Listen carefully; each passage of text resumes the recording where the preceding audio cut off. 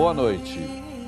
Nesta Sexta-feira Santa, o Globo Repórter embarca num dos caminhos mais antigos do mundo, a Estrada do Rei. Vamos atravessar a Jordânia, refazer a rota do profeta Moisés e do povo hebreu na busca pela Terra Prometida.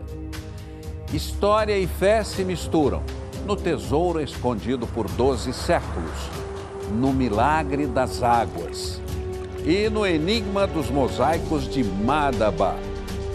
Nas areias, animais fabulosos resistem ao calor escaldante.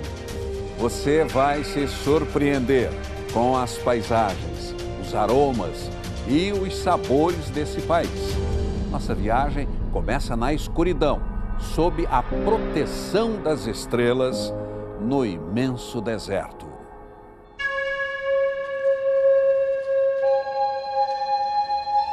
No véu da noite, um caminho de luz. Para onde vamos?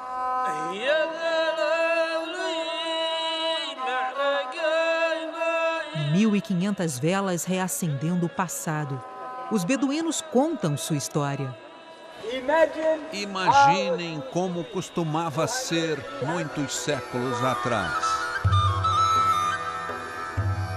Vamos voltar bem mais no tempo. Era uma vez num reino distante. Uma tenda beduína onde o vento sopra.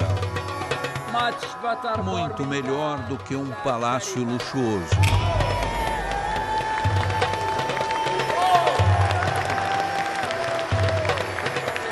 Afinal, que lugar é esse? A gente traz você até Petra, a cidade perdida. 12 séculos na poeira. Um segredo guardado pelos beduínos, os povos do deserto, até que em 1812 um explorador suíço redescobriu o destino e revelou a joia.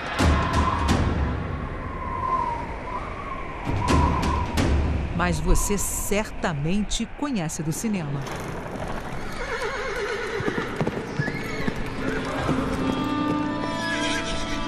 Indiana Jones se aventurou em Alcazar, o grande tesouro, um templo de quase 40 metros esculpido na rocha. Lá dentro, na ficção, o arqueólogo encara muitos desafios em busca do Santo Graal, o cálice que Jesus teria usado na última ceia. Mas na vida real, qual o enigma desse lugar? Esse aqui é o meu limite. Há mais ou menos 10 anos, ninguém pode entrar no monumento, uma forma de preservá-lo. Lá dentro tudo é muito simples. São 3 salas e numa delas há uma tumba cheia de mistérios. Era a tumba de um rei ou guardava um tesouro? A teoria mais nova dos arqueólogos diz que estamos diante de um calendário. 12 pontas na coroa, uma para cada mês do ano. 31 flores representam os dias do mês. E os 7 vasos são os dias da semana. Alcazar representa a vida. E que vida na capital do Império Nabateu. Povo nômade que enriqueceu na Península Arábica conduzindo caravanas. Olha, o dia começa bem frio aqui, mas depois vai esquentando e a gente decidiu conhecer Petra de uma maneira bem tradicional, hein? Consegui. Ele está dizendo para eu relaxar que o bicho vai levantar. Senhor!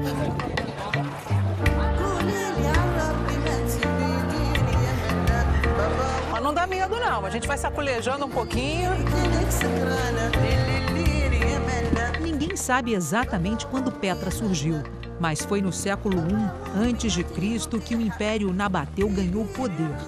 De um lado, palacetes e tumbas suntuosas.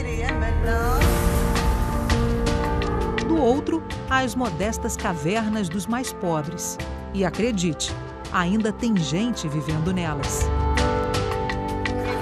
A gente está passando agora pelo anfiteatro e era uma das maiores construções aqui. Capacidade para 4.000 pessoas. Fico imaginando tudo isso antigamente, enquanto me acostumo com a Daisy. O que é estranho é a altura, viu? O Abdullah estava me dizendo que isso aqui tem mais ou menos, que eu estou a mais ou menos uns 3 metros. Alto, né? Os nabateus eram muito bons engenheiros, mestres na arte de levar água até o deserto. Fabulosos arquitetos ergueram aqui um reino onde os nobres do império circulavam. Mas de onde veio tanta riqueza? Do aroma milenar dos incensos. Isto que viene do Yaman, de Sud-Arábia, da Índia, isto que viene do Paquistão. Os nabateus criaram a rota dos incensos. Caravanas atravessavam a Arábia levando as especiarias para o antigo mundo. Egito, Roma, Babilônia. Eles cobravam impostos de quem cruzasse as rotas. Incensos ainda podem valer uma fortuna. 1 gramo de incenso que vale 2 gramos de ouro. É um incenso comestível. Vai matar toda a bactéria que está na boca. Quando Jesus nasceu, os 3 reis magos levaram esse tipo de incenso, ouro e a mirra. Quer ver na mirra? Claro. Obrigado. Está num baú, como um tesouro, um presente. Isso aqui é a mirra. Significa amargo.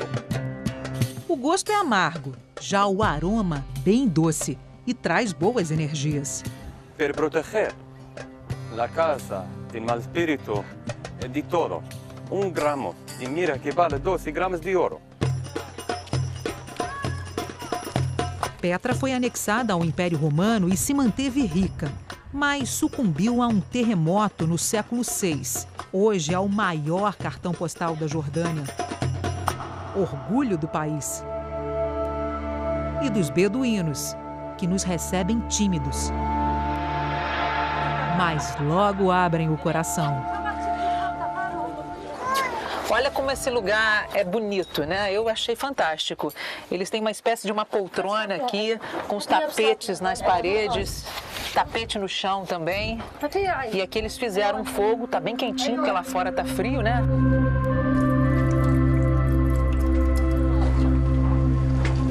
Very good. Essa aqui é a Rudá, ela é uma beduína. Rudar quer dizer rosa. A amiga se chama Ana. Eu vou logo perguntando sobre a vida. Eu trabalho, não tenho marido. Tenho só minha mãe, de 85 anos. Trabalho para mim e para ela.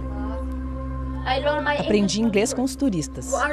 Nós somos mulheres fortes, fazemos tudo na fogueira. Antes, os beduínos viviam em cavernas. Eu nasci numa caverna. Faz 15 anos que eu mudei para uma vila beduína. Antes a gente não tinha hospital, escola. Agora tudo é melhor. O nome beduíno vem das palavras árabes al-bedu, habitantes das terras abertas, ou al-beit, povo das tendas. Ela me deu um pedaço de frango que está sendo grelhado agora e um pãozinho com uma pasta. Pergunto para Ana qual o maior desejo dela. Meu sonho é ver o mar e tudo verde que está em volta. No meio da praia. Digo que ela precisa conhecer o Brasil. Sei disso. Shukran. Ganhei um presente. Bye bye everybody together. Povos do deserto, fortes como as montanhas.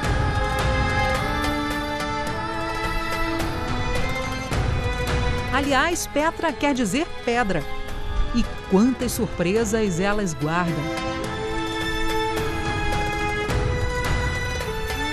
Se Al-Kasna simboliza a vida, o monastério representa o fim da jornada na Terra.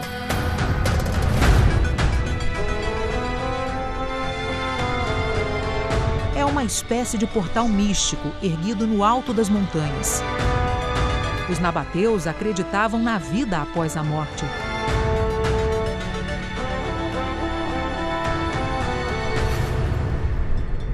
Nas alturas, cabras eram sacrificadas aos deuses. Eu estou impressionada como esses bichos são dóceis, olha só. Muito legal isso. E o que é impressionante aqui também é a vista que a gente tem. Oi, tô ganhando um beijo. Desse vale aqui. Wadi Faraza, um vale que deixa a gente de boca aberta. Daqui avistamos a montanha de Hor e a tumba de Arão. O primeiro líder dos sacerdotes hebreus morreu aos 123 anos, numa jornada bíblica ao lado do irmão Moisés. Um dos profetas mais importantes para cristãos, judeus e muçulmanos passou por essas terras áridas. Deus deu a Moisés uma missão especial: libertar o povo hebreu da escravidão no Antigo Egito. A peregrinação, a travessia pelo deserto, durou 40 anos. E desafios não faltaram nessas andanças. Durante o dia, o Senhor ia adiante deles numa coluna de nuvem para guiá-los no caminho, e de noite, numa coluna de fogo para iluminá-los. E assim podiam caminhar de dia e de noite. Alimentados pelo maná, pequenos flocos caídos do céu. Disse-lhes Moisés: este é o pão que o Senhor lhes deu para comer. Das areias do profeta surgiram cidades. O Wadi Musa significa Vale de Moisés. Aqui teria acontecido um milagre.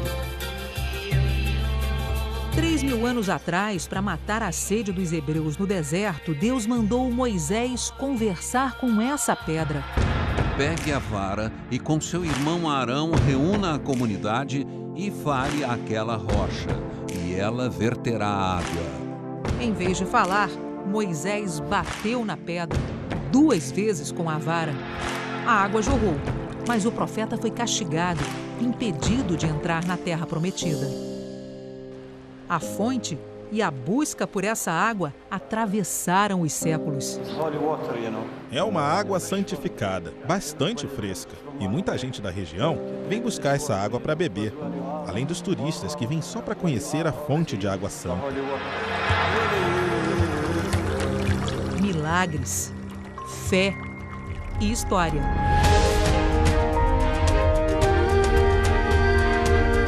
Rasgando o deserto na linha do tempo. Não se engane com asfalto. Este é um dos caminhos mais antigos do mundo, a Estrada do Rei. São 335 quilômetros ao longo da atual Jordânia. A rota da seda e dos incensos, as mais ricas do mundo antigo, se cruzavam aqui.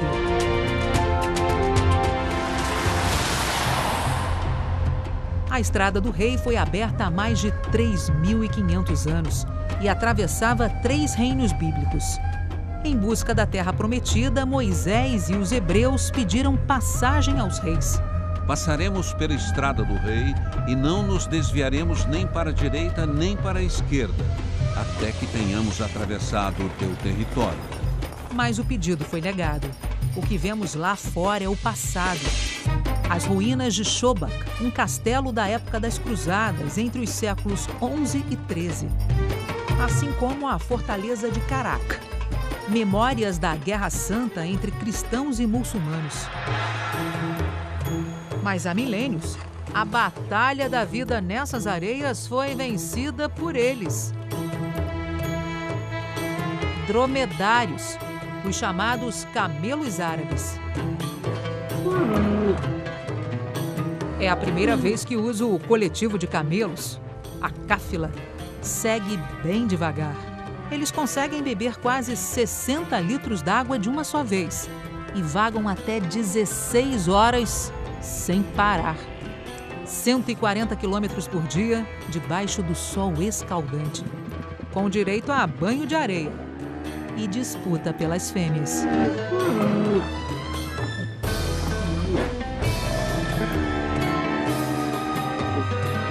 São 13 milhões ao redor do planeta, quase todos domesticados. A exceção é um pequeno grupo no deserto da Austrália. Camelos árabes selvagens não existem mais. O deserto é a casa de fabulosos animais. E a reserva de Chalmari é o melhor lugar para conhecê-los. Ela foi criada em 1975 como centro de reprodução de animais ameaçados. As roubaras foram tão caçadas que a população reduziu, tanto no norte da África quanto aqui. Já o falcão peregrino foi resgatado. Para chegar bem perto desse falcão, a gente não pode fazer movimentos bruscos com as mãos. Ele, na verdade, é uma menina, uma fêmea que tem mais ou menos 2 anos e meio de idade. Esses bichos, eles ficam aqui na reserva por apenas 1 mês. Aqui, eles reaprendem a viver livres na natureza. Até a alimentação é à distância, bem longe dos humanos. Agora a gente vai fazer um safari pelo deserto, conhecer a vida selvagem da Jordânia.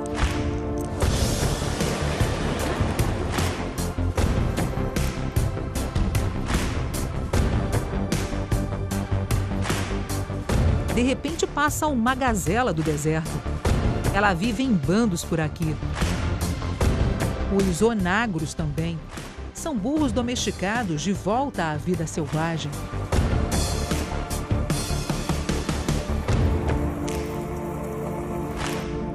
A reserva tem 22 quilômetros quadrados.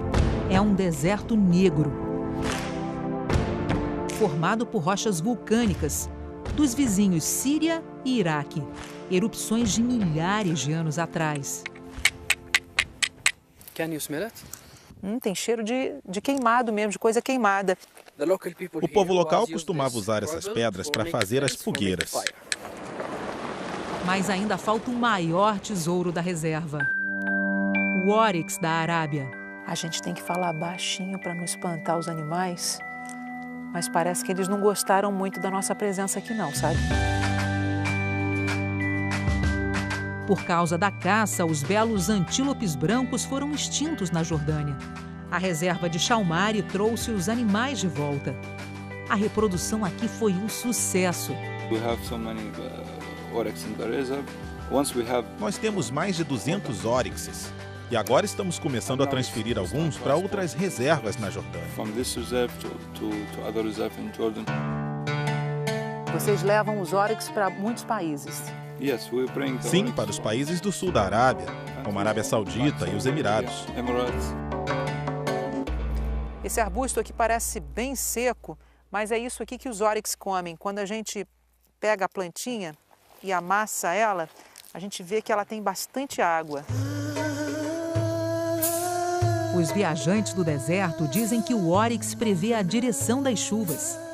Os chifres de até 90 centímetros inspiraram uma lenda.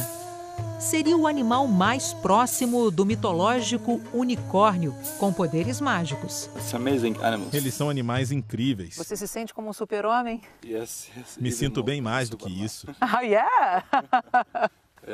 É uma grande, enorme experiência. Experiências. Um reencontro com as raízes dessa terra. Qusay prepara um chá beduíno com ervas do deserto, enquanto descobrimos afinidades. Gente, açúcar vem da árabe. É al-sukar. Al-sukar? Al-sukar. Ah, é? Uau!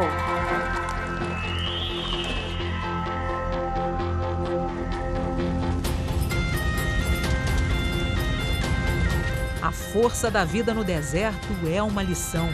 Aqui estamos, numa tenda beduína, onde o vento sopra na imensidão das areias. Não foi assim que aquele beduíno definiu na noite das velas? Ele estava certo. Tudo isso é bem melhor, é muito maior do que um castelo luxuoso.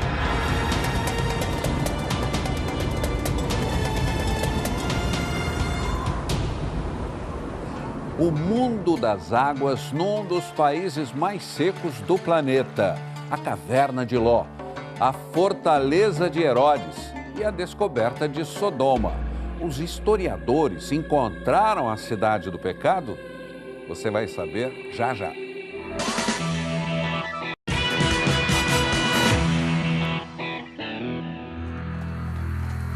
A Jordânia está entre os 10 países mais secos do mundo.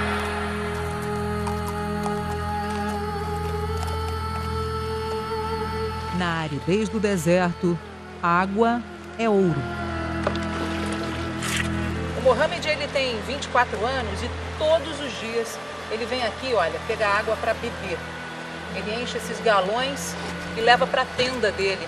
Ele cria ovelhas bem perto daqui. A misteriosa pedra em equilíbrio nas alturas forma um portal. Entramos em Wadi Numera. Wadi significa vale.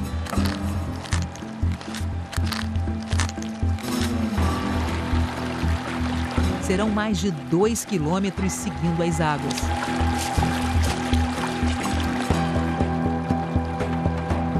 O caminho entre grandes paredões é chamado de Siq. A gente realmente fica pequena em meio a esses paredões. Eles são tão altos, mas tão altos, que nos protegem do sol durante quase toda a caminhada.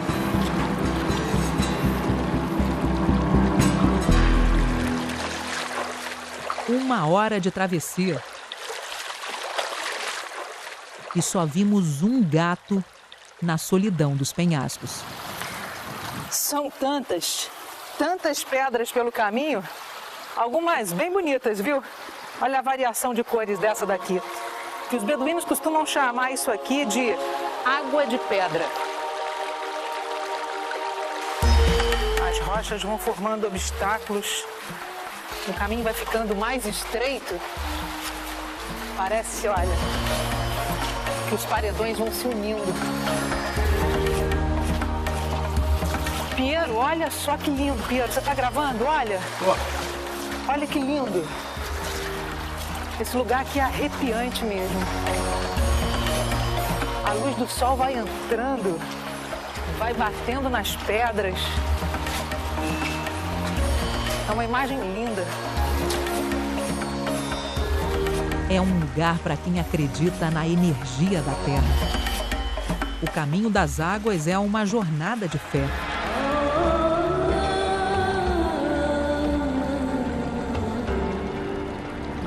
Onde o bem mais precioso serpenteia pelo vale de Mugibe.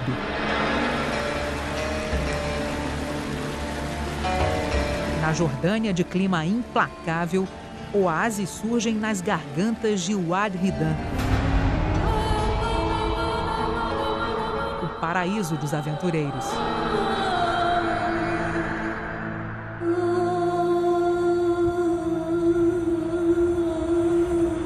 Seguimos viagem até o ponto mais fundo do planeta.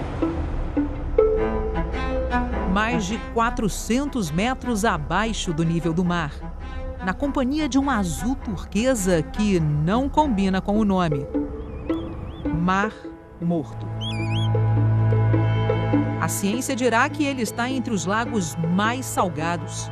Nele, ninguém afunda. Mas e a crença? Quantos momentos bíblicos ao redor desse gigante? Buscamos respostas mais perto do céu. Olha lá embaixo, seria um milagre? As águas irrigam o deserto, que muda de cor.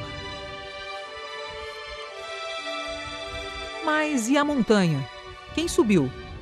Aconteceu durante a destruição das cidades do pecado.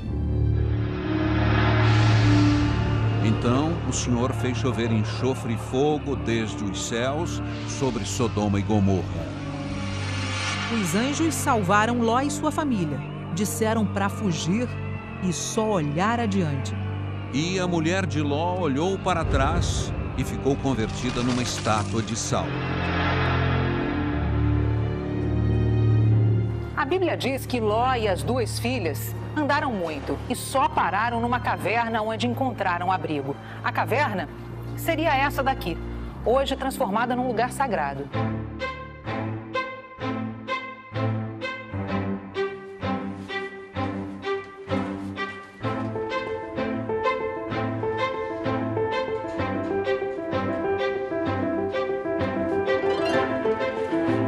Eles acreditavam serem os únicos sobreviventes no mundo. As filhas embebedaram o pai e cometeram um incesto. Ficaram grávidas de Ló. Nasceram Moabe e Ben-Ami, patriarcas dos povos moabitas e amonitas. Os amonitas fundaram Amon, hoje Amã, capital da Jordânia.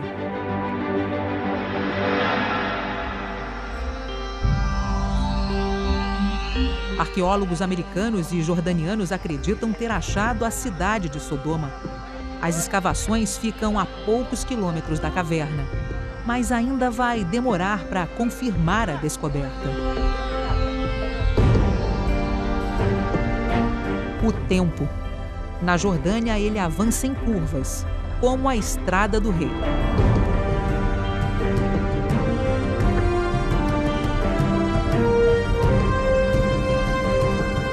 Entre o presente e algum lugar nos livros sagrados. Esse caminho nos leva a Maqueronte, uma das fortalezas do rei Herodes. Lá em cima, aconteceu uma importante passagem bíblica.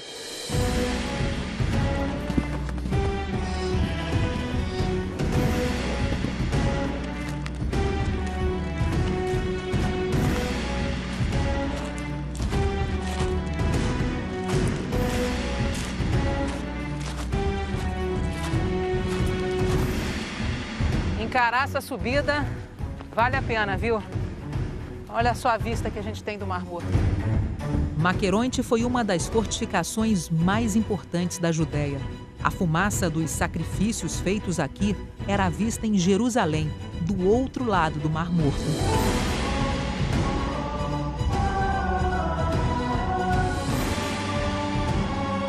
Faltava pouco para a Páscoa no ano de 32 depois de Cristo.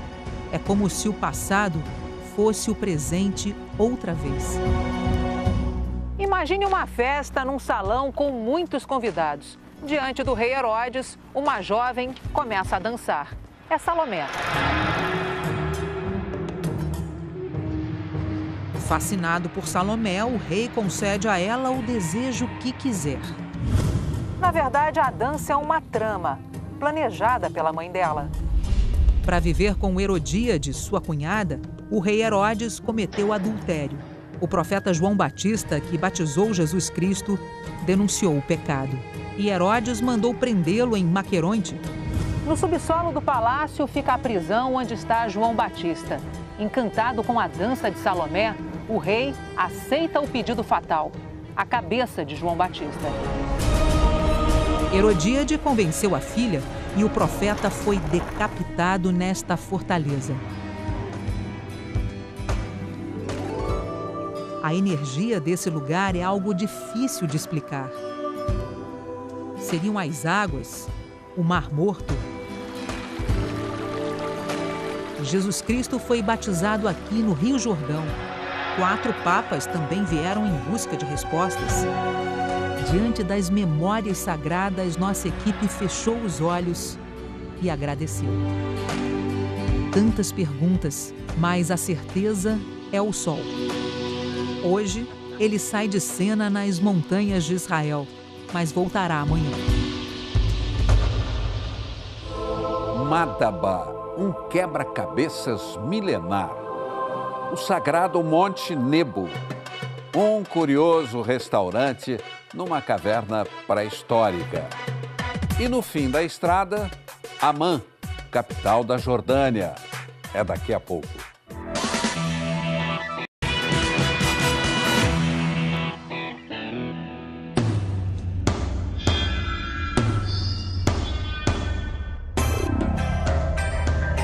Depois de alguns dias na Estrada do Rei entre vilarejos e ruínas, chegamos a Madaba, com cerca de 90 mil habitantes, 4.500 anos de história.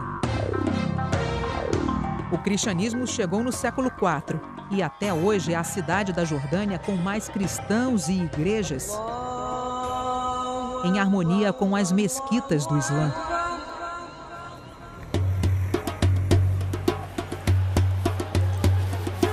Madaba é colorida. Parece que tudo nessas lojas foi feito à mão. Caminhando aqui pelas ruas de Madaba, a gente encontra artesãos como o seu Wadi, que aprendeu com o pai a arte de fazer tapetes.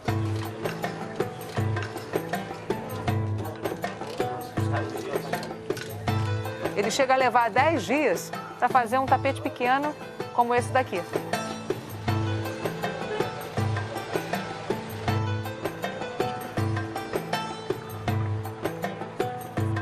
Mas as peças de artesanato mais badaladas por aqui são os mosaicos. Não é à toa que Madaba é conhecida como a cidade dos mosaicos. Essa é uma das expressões artísticas mais antigas do mundo. Igreja Greco-Ortodoxa de São Jorge, construída em 1884.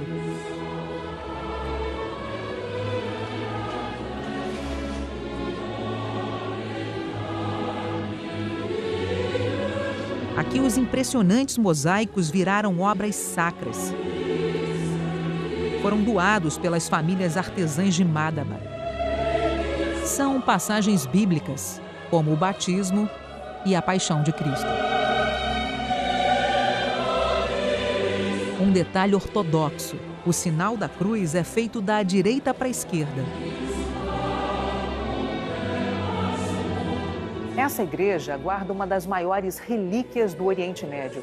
E foi analisando as peças desse tesouro que historiadores conseguiram desvendar detalhes da Terra Santa. 2 milhões de pedacinhos. Um quebra-cabeças montado no século VI, revelando o mais completo mapa da Terra Santa.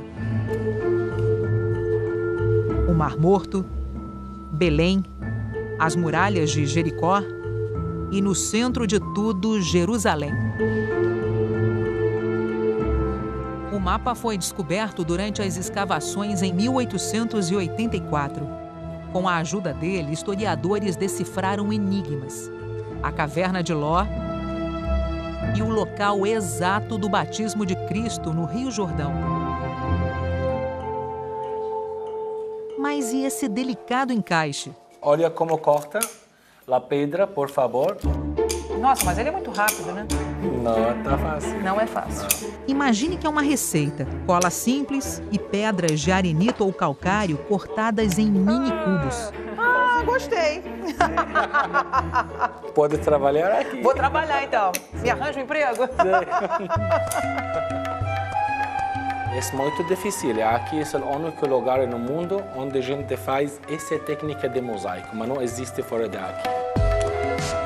Esse leva 2 meses para ficar pronto. Os menores, cerca de 20 dias. E esse é árvore de vida. Madaba significa em árabe água e fruta. Romã, folha de oliva e uvas. Aqui é um lugar para ajudar a gente, para aprender como faz mosaico, também para trabalhar. Por que você fala português, Máximo? Gostou português. Gostei do Brasil. Eu fico 3 meses lá no Brasil. Em 3 meses você aprendeu a falar português? Eu o mais inteligente da família. Na loja da oficina, que surpresa! Aqui em Madaba, as pessoas dizem que esse é o menor mosaico do mundo. É uma joia, um pingente para ser colocado no cordão. E para ver a riqueza dos detalhes, é preciso usar uma lupa, viu?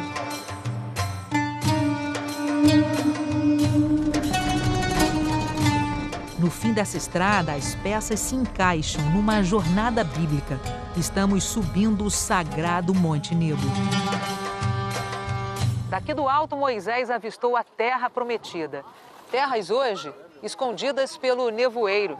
Em dias claros, a gente consegue ver daqui Jerusalém, o Vale do Rio Jordão e as ruínas de Jericó, a cidade mais antiga do mundo. O profeta guiou os hebreus, mas não entrou com eles na Terra Prometida. Segundo a Bíblia, Moisés morreu no Monte Nebo aos 120 anos. Seu corpo nunca foi encontrado. Um memorial a Moisés foi construído sobre uma igreja do século IV, com mosaicos de mais de 1.500 anos. O professor Franco Schiorilli comandou os trabalhos de restauração. Quando coloco a mão numa obra assim, sinto vibrações. Em 2012, encontramos uma tumba construída pelos franciscanos em memória ao profeta. As coisas que você sente diante dos lugares por onde passou Moisés fazem você ficar arrepiado. Monte Nebo é um dos lugares mais espirituais que existem na Terra. A cruz de bronze e a serpente de Moisés lembram a travessia bem árdua. Os hebreus reclamaram: por que sair do Egito para morrer no deserto? Deus puniu os descrentes, enviando serpentes. O profeta intercedeu. O Senhor disse a Moisés: faça uma serpente e coloque-a na ponta de uma haste. Quem for picado e olhar para ela, viverá. É uma mensagem bíblica. Através da paixão de Cristo, ganhamos a salvação. A Jordânia nos surpreende até debaixo da terra. Tá impressionado? Eu também, viu? Essa caverna é pré-histórica, tem cerca de 65 milhões de anos. E há pouco tempo foi transformada num restaurante. Coisa de um cientista que quer espalhar conhecimento. No teto, marcas de fogo. 25 mil anos antes de Cristo, os homens descobriram fogo e vieram para a caverna. Queriam se aquecer. O que significa essa caverna para você? É parte de mim, minha alma. A ideia era criar um museu sobre o povo jordaniano, um jeito de explicar o passado dessa antiga civilização. Enigmas do tempo. O mundo antigo revelado num quebra-cabeças. O que temos aqui na frente? E a gente aqui numa caverna ancestral, tentando encaixar, entender tudo isso. Quem consegue decifrar a Jordânia? Uma semana percorrendo a Estrada do Rei e quantas mais? Uma jornada que faz bem não só para os olhos, que desperta interesses e nos faz entender ainda mais sobre a importância da palavra diversidade. De repente, nas alturas, uma pausa. Ficamos encantados com as ovelhas. Pastores tocam o rebanho. O profeta Moisés também foi um deles. A Bíblia define o profeta como o mais humilde de todos os homens que havia sobre a face da terra. Nas frias altitudes, o lenço beduíno ajuda a aquecer. Sam, nosso guia, me ensina. Ficou bonito? Descemos as montanhas e lá estão elas. O dono desses bichos não tem sítio, não tem fazenda, cria os animais na beira da estrada. Por isso, talvez eles sejam tão dóceis. É o Sami quem cuida delas. Um jovem pastor, 21 anos. Desde criança ele faz isso. Atravessamos o vale Abu Salit, já bem perto de Amman, capital da Jordânia. Reparamos as tradicionais oliveiras nas encostas. O trânsito foi Zahara até aqui, deixa claro. Chegamos na grande metrópole desse país. Amman tem 5 milhões de habitantes. Um território com 8 mil anos de história e influências de muitas civilizações.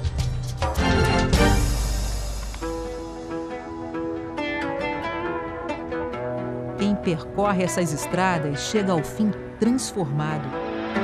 Da cidade perdida de Petra até a capital, quanto aprendizado. Mas queremos mais. Era uma vez em Amman. Mas essa é uma outra história que a gente ainda vai te contar.